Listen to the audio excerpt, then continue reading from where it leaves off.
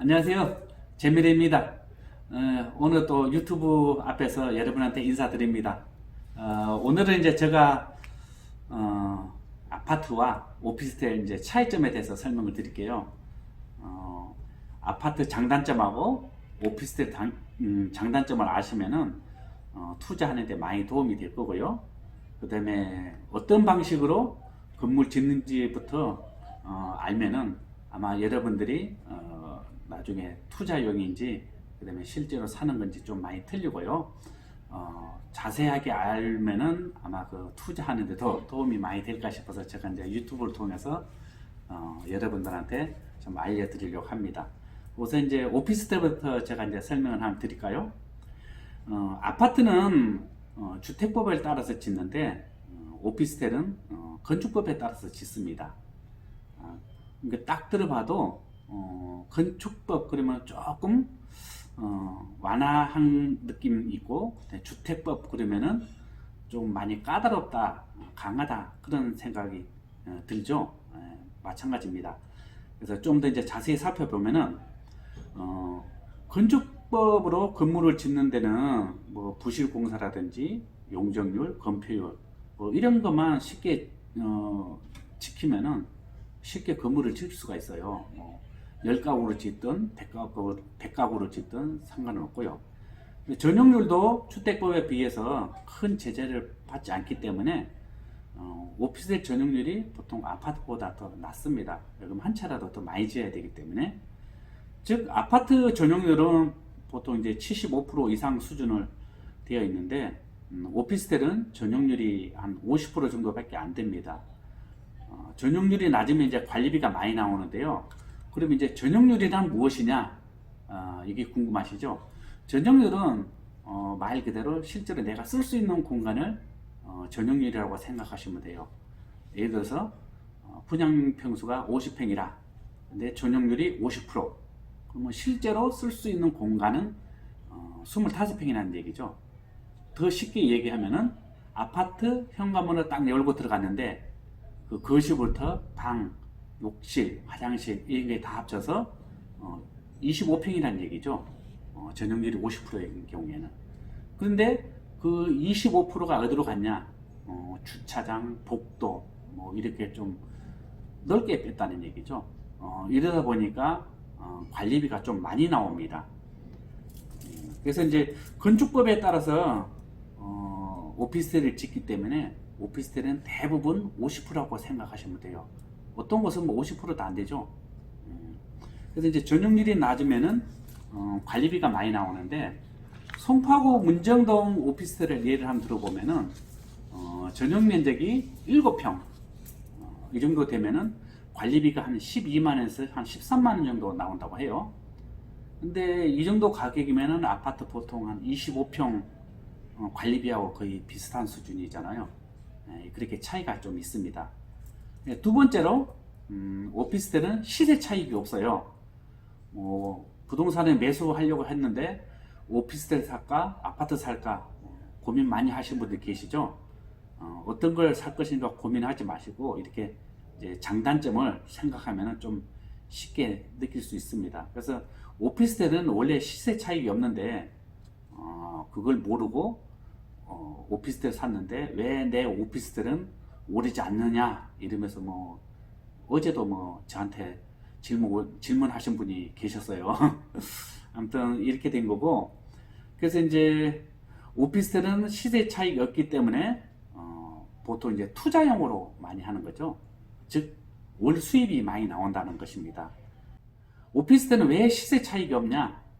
그것은 오피스텔은 실거주 목적이 아닌 투자용으로 많이 짓기 때문에 시세 차익이 많이 없는 겁니다. 즉 투자용 부동산은 대부분이 시세 차익이 좀 많이 없어요.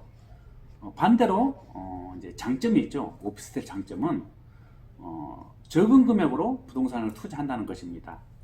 그리고 송파구 문정동 오피스텔 기준으로 보면은 전용 면적 7평 매매 가격이 보통 한 2억 2천에서 2억 6천까지입니다.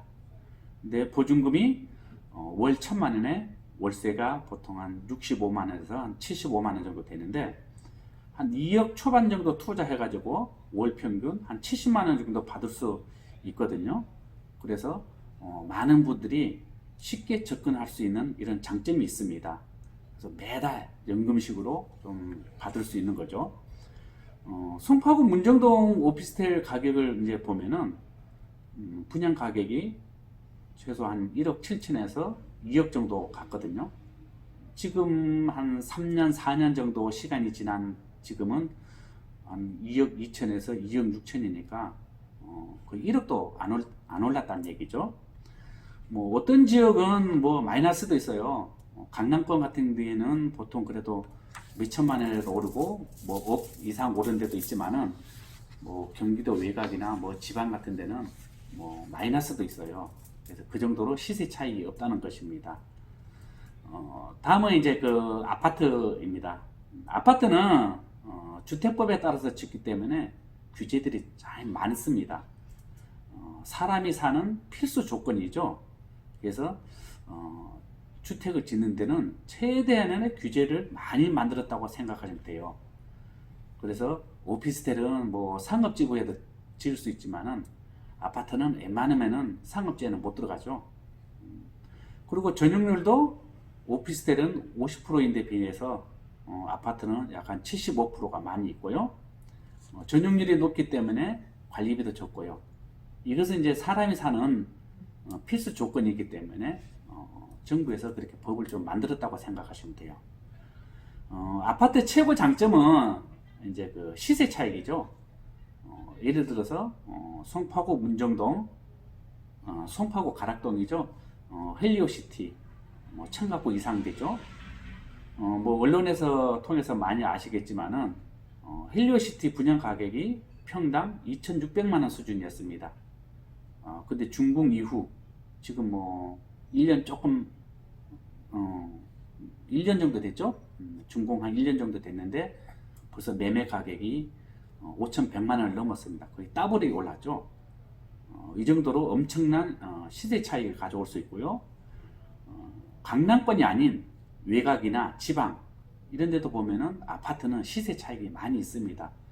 실제로 지방 같은 데도 뭐 시세 차익이 없다 그래도 뭐 몇천만 원, 억 단위가 막 붙는 경우가 많이 있더라고요. 참고하시고요. 근데 이제 아파트는 또 단점이 있죠. 아파트 단점은 우선 거액이 들어갑니다. 비싸니까. 근데 오피스텔은 한 2억 정도면은 웬만한 아파트는 다 살 수 오피스텔은 살 수 있지만은 아파트는 거의 뭐 5억 이상이 있어야지 아파트를 매수할 수 있습니다. 근데 이제 아파트는 거액이 들어가기 때문에 뭐 이자 부담, 그다음에 대출 이런 여러 가지 복합적인 요소가 좀 많이 있죠. 근데 저 아파트는 그러다 보니까 이제 아파트는 사고 싶어도 많이 못 사는 그런 경우가 많이 있고요. 아파트의 또 단점은 이제 수익률이 낮다는 거죠. 상가, 오피스텔, 아파트 이 세 개 중에서 수익률이 제일 낮은 거는 아파트입니다. 그래서 아파트는 단순히 시세 차익만 누린다는 것 이제 알고 계시고요. 아파트하고 이제 오피스텔에 해서 제가 이제 간단히 설명드렸는데요. 실제로 입주를 하거나 투자용으로 매수할 때 이 장단점 꼭 참고해 주시고요. 나중에 뭐 오피스를 샀는데 왜 가격이 오르지 않느냐 이런 생각 하지 마시기 바랍니다. 그리고 이제 오피스텔은 대부분 투자용이고 아파트는 실거주 목적으로 산다는 것을 명심하시기 바랍니다. 그래서 아파트는 여러 가지 법이 강하고 그 다음에 굉장히 법도 자주 바뀝니다. 왜 그러냐면은 뭐 일반 서민들 내 집 마련 하나 하려고 그러면은 뭐 평생 동안 고생을 해야 되잖아요. 그러면은 정부에서는 내 집 마련을 할 수 있게끔 자꾸 서민들을 많이 도와줘야 되고, 그다음에 가격이 오르면은 못 오르게 막아줘야 되고, 가격이 떨어지면은 올릴 수 있게끔 규제도 완화해주고, 이런 역할을 하다 보니까 주택법이 굉장히 많이 바뀝니다.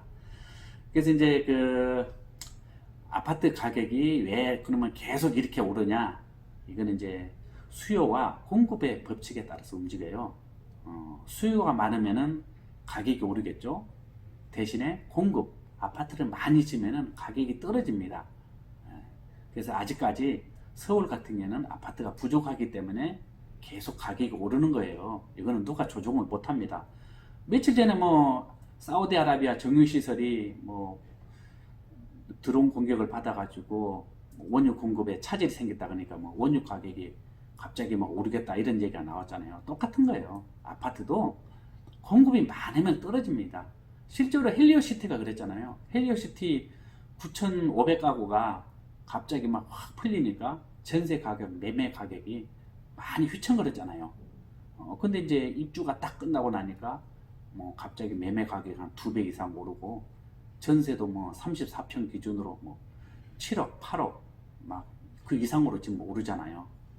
이 정도로 수요와 공급의 법칙에 따라서 가격이 움직이기 때문에 거기에 대해서 좀 참고하시면 되고요. 그 다음에 이제 제가 이제 오피스텔이고 아파트에 대해서 이제 쭉 설명을 드렸으니까 다음에 여러분들이 아파트는 이런 장점이 있고 이런 단점이 있더라. 그리고 오피스텔은 이런 장점이 있고 이런 단점이 있더라. 그래서 꼭 참고해서 투자해 주시고요.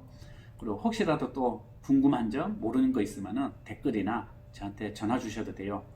물어보시고 좋은 성공적인 투자 하시기 바랍니다. 중간에 조금 제가 좀 말이 또 서투른 점이 있었는데 이해해 주시고요.